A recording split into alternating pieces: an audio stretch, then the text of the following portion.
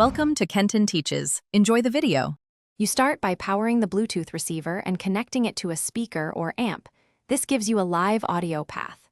Once powered, press the pairing button to enter discoverable mode.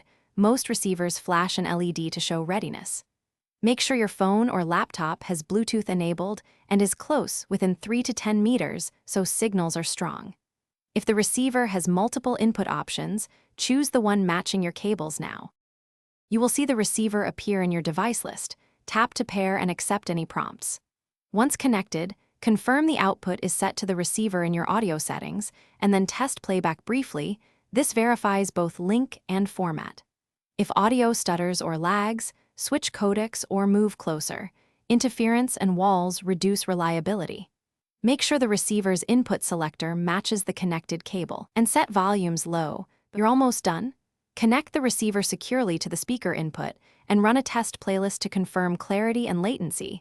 Listen for dropouts and channel balance. Once satisfied, save the pairing on your source so reconnection is automatic next time, and position the receiver to avoid metal obstructions. If nothing plays, restart both devices.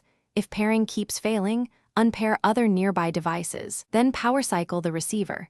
This simple reset often resolves interference or cached pairing issues. Thanks for watching. Please subscribe if this video was helpful.